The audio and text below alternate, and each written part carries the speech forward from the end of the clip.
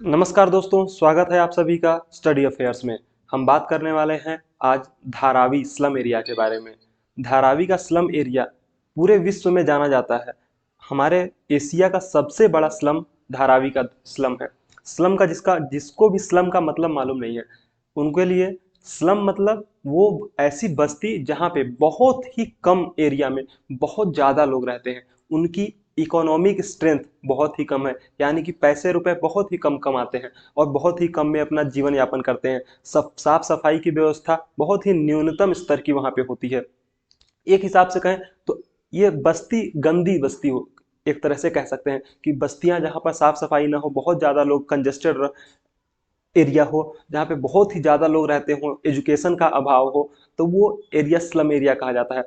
मध्य पूरे भारत का सबसे बड़ा स्लम धारावी का स्लम है। साथ ही साथ पूरे एशिया का भी सबसे बड़ा स्लम धारावी का ही स्लम है। धारावी कहाँ पर है, हम मैप में देखते हैं कि धारावी कहाँ पे है। जब भी हम धारावी की बात करते हैं तो हमें सिर्फ और सिर्फ एक ही चीज आती है हमारे ध्यान में कि बॉम्बे के पास में, बॉम्बे से जस्ट सटा हुआ एकदम मुंबई के अंदर, जस्ट ये आप देख रहे हैं मैप पे, एक सेंट्रल रेलवे और वेस्टर्न रेलवे, दोनों रेलवेज के बीच में एक 2.1 किलोमीटर, यानी कि 2.1 स्क्वायर किलोमीटर का एरिया, सिर्फ और सिर्फ 2.1 स्क्वायर किलोमीटर का एरिया है, जहां पर कम से कम मिनिमम पॉपुलेशन, एग्जैक्ट आंकड़ा तो गवर्नमेंट के पास भी नहीं है, लेकिन अनुमान यह है कि 7 से 10-12 लाख लोग रहते हैं सिर्फ 2.1 स्क्वायर किलोमीटर में। इतना ज़्यादा ये कंजेस्टेड एरिया है, इतना ज़्यादा यहाँ पे जनसंख्या घनत्व है। ये धारावी थोड़ा सा हम और देखेंगे जब सैटेलाइट मैप के माध्यम से, तो कुछ इस प्रकार का हमें दिखाई देता है। जहाँ पर हमें जब मैप से देखने की बात होती है तो बस्तियां ही बस्तियां, छोटी छोटी झुग्गी झोपड़ी, छोटी छोटी झुग्गियां झोपड़ियां, वहां पर सिर्फ और सिर्फ कच्चे मकान, झुग्गी झोपड़ी ही दिखाई देते हैं। अगर हम बात करें इस तरह से, कुछ देखिए, धारावी का पूरा एरिया जो है, एक 2.1 स्क्वायर किलोमीटर का एरिया, सिर्फ और सिर्फ झुग्गी झोपड़ी, गरीब लोगों की बस्ती, वहां पे रहने वाले लोगों को संसाधनों का अभाव, सिर्फ यही हमें दिखाई देता है। लेकिन इसको रीडेवलपमेंट करने की बात हो रही है। सरकार ने बहुत से प्लान्स, बहुत पहले से भी प्लान्स चलते आ रहे हैं, लेकिन इस बार जो खबर है कि इस बार ये टेंडर अडानी को मिला है, गौतम अडानी की कंपनी को धारावी को रीडेवलपमेंट करने का पूरा जो कॉन्ट्रैक्ट है वो मिला हुआ है। इस पे हम पूरा विस्तार से बात करने वाले हैं। सबसे पहले थोड़ा सा हम धारावी के बारे में और जान लेते हैं। धारावी जो है वो मुंबई सिटी में है, आपको पता है, महाराष्ट्र के अंदर। धारावी के चर्चे बहुत हैं, बहुत पहले से लोग धारावी को जानते हैं। अगर हम बात करें धारावी के इस्टेब्लिशमेंट की, कब, 1884 में ब्रिटिश जो थे, उन्होंने इस धारावी की स्थापना की थी। किस लिए स्थापना की थी कि जब एक बहुत ही बड़ा तबका जो था, एक गांव से निकल के शहर की ओर शिफ्ट हुआ, वहां यहाँ गांव से निकल के शहरों में गया, तो उनके रहने के लिए व्यवस्था नहीं थी। तो जो ब्रिटिशर्स थे, उन्होंने ये एरिया उन लोगों को रहने के लिए डिसाइड किया और यहाँ पे वो लोग रहने लगे। किस लिए गए थे, जब इंडस्ट्रियलाइजेशन हुआ मुंबई में, जब इंडस्ट्रियलाइजेशन हुआ, तो बहुत ही ज्यादा मात्रा में लेबर वर्ग जो था, जो कि काम करने वाले मजदूर, छोटे लोग थे, उन लोगों का पलायन हुआ गांवों से शहरों की तरफ। और शहर के भी रहने वाले वो लोग जो ये छोटे छोटे काम करते करते थे, वो लोगों का एक स्पेसिफिक एरिया बनाया गया और वहां पे वो लोग रहने लगे। धीरे धीरे इतनी ज्यादा जनसंख्या बढ़ी इस लेबर वर्ग की और छोटे कामगार वाले लोगों की, कि ये पूरा का पूरा जो धारावी है वो एक स्लम एरिया के रूप में तब्दील हो गया। और वहां की पूरी व्यवस्था जो है, व्यवस्था सुचारू रूप से नहीं चल पाई। क्यों? क्योंकि वहां पे पॉपुलेशन बहुत ज्यादा हो गई और एरिया बहुत ही छोटा था, और सरकारों ने भी उस तरह से ध्यान नहीं दिया कि किस तरह से इसे डेवलप किया जाए, सैनिटेशन का किस तरह से ध्यान दिया जाए, वगैरह वगैरह।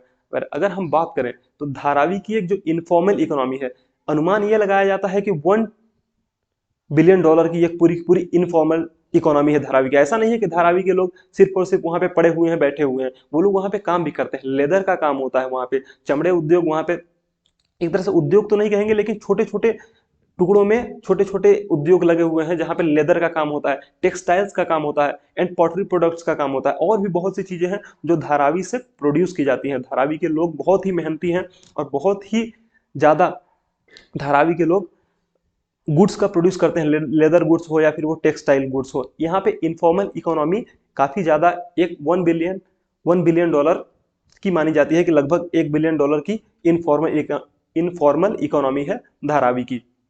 वहाँ पे जो रहने वाले मिनिमम 7 to 10 लाख, 7 से 10 लाख लोग हैं, वो बहुत ही मेहनती हैं। और उनकी इम्यूनिटी की बात की जाए तो उनकी इम्यूनिटी भी काफ़ी ज़्यादा स्ट्रांग है। लेकिन आए दिन हमें खबर ये मिलती रहती है कि धारावी के लोगों में इतने लोगों की मृत्यु हो गई इस बीमारी की वजह से। तो वहाँ पे जो हेल्थ का सिस्टम है वो बहुत ही खराब है, और हेल्थ की वजह से बहुत से आए दिन लोगों की जान जाती है। तो इन सभी चीज़ों को गवर्नमेंट ने थोड़ा सा ध्यान दिया है, और रीडेवलपमेंट करने की बात की जा रही है। उनके लिए एक अच्छा घर, अच्छा पानी की व्यवस्था, अच्छी बिजली की व्यवस्था हो, हॉस्पिटल्स की व्यवस्था की जाए।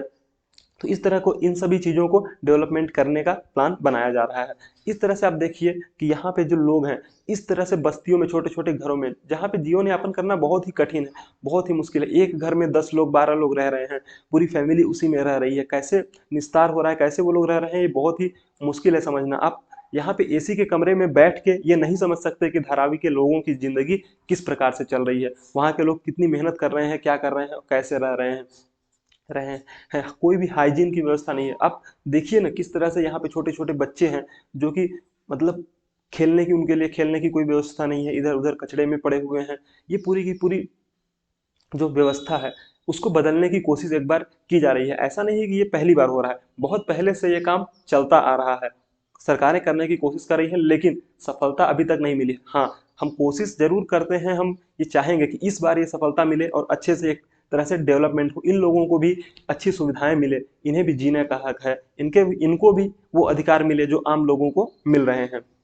अगर हम बात करें धारावी को, तो धारावी ने 1896 में जो प्लेग जैसी महामारी आई थी, अभी हाल ही में हमने, पूरी दुनिया ने कोविड को फेस किया। कोविड पैंडेमिक की वजह से बहुत से लोगों की जान गई।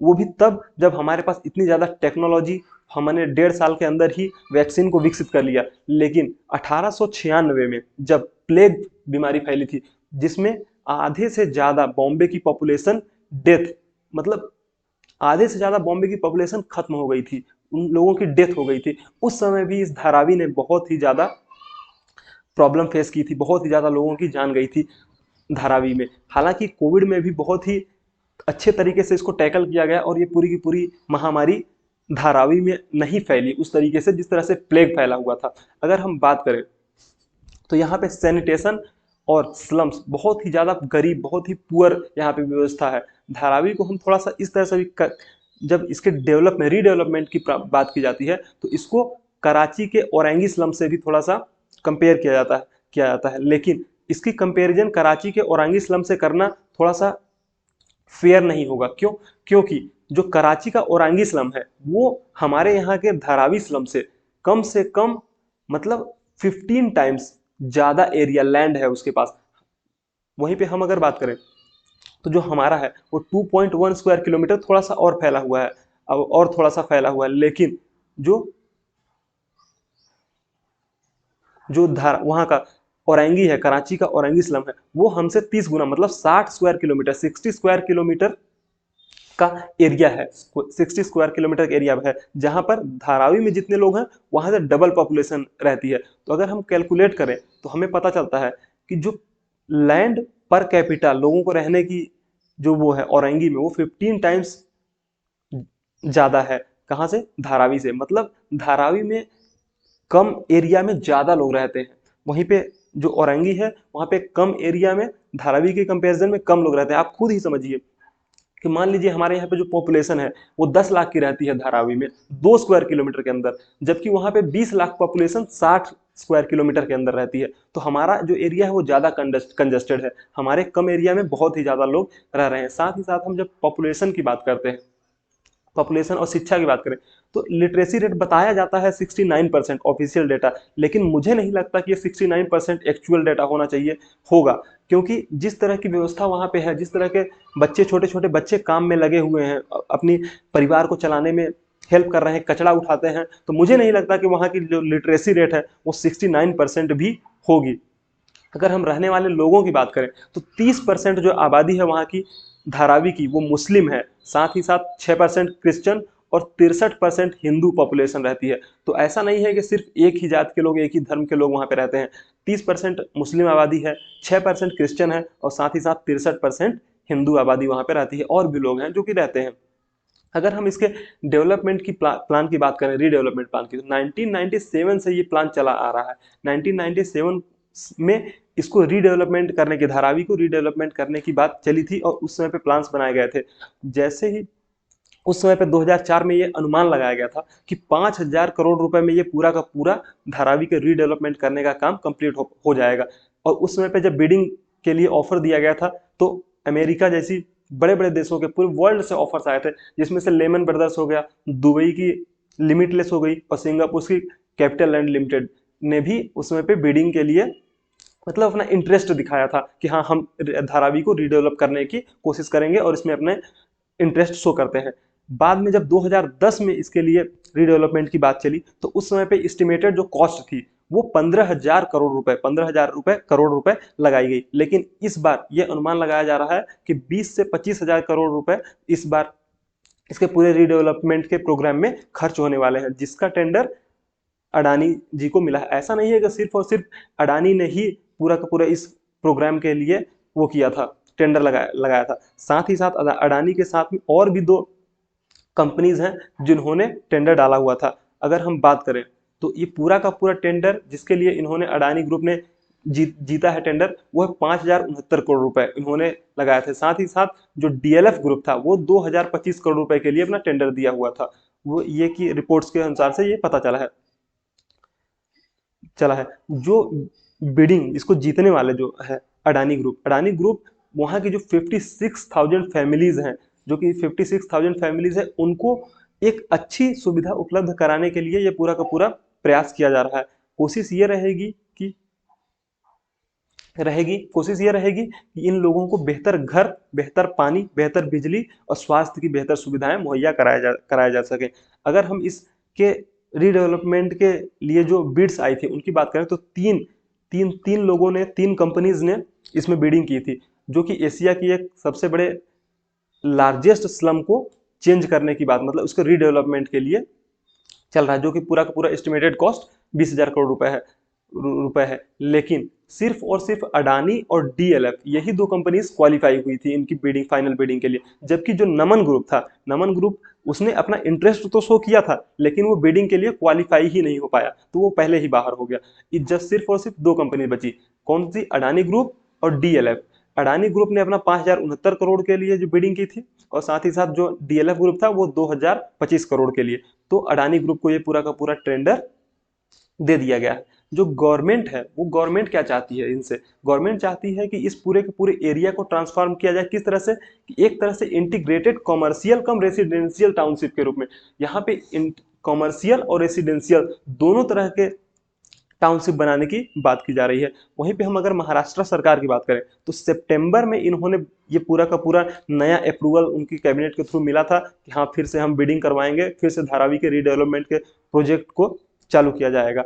उसके बाद जो उनको पूरा का पूरा एक टाइम दिया गया, अक्टूबर में टेंडर्स ओपन कर दिए गए और 15 नवंबर तक जो थी वो लास्ट डेट थी बिडिंग को अप्लाई करने के लिए। वो श्रीनिवासन ने ये बताया था कि 15 नवंबर से पहले जो भी वो सबमिशन ऑफ बिड्स होंगे वो 15 नवंबर लास्ट डेट होगी। 15 नवंबर के बाद कोई भी अप्लाई नहीं कर पाएगा। तो 15 नवंबर को ये पूरे के पूरी बिडिंग अप्लाई वगैरह कर दी गई और कल ये पूरा का पूरा रिजल्ट निकल के आया 29 नवंबर को कि ये पूरी की पूरी बिड अडानी ग्रुप को दी जाती है। देखना ये होगा कि किस तरह से ये पूरा का पूरा डेवलपमेंट प्रोग्राम चलता है और किस तरह से ये पूरा का पूरा आगे प्रोग्रेस होता है। अगर ये होता है जैसा कि हम सोच रहे हैं वैसा हो जाए तो बहुत ही बेहतर होगा। वहाँ के लोगों को, वहाँ के रहने वाले जो 57 लाख घर हैं, 57 लाख परिवार हैं, 57,000 परिवार और 10 लाख लोग हैं, उनको बेहतर सुविधाएं मिल सकेंगी। उनको बेहतर घर, बेहतर हॉस्पिटल्स, बेहतर बिजली की सुविधा, बेहतर पानी की सुविधाएं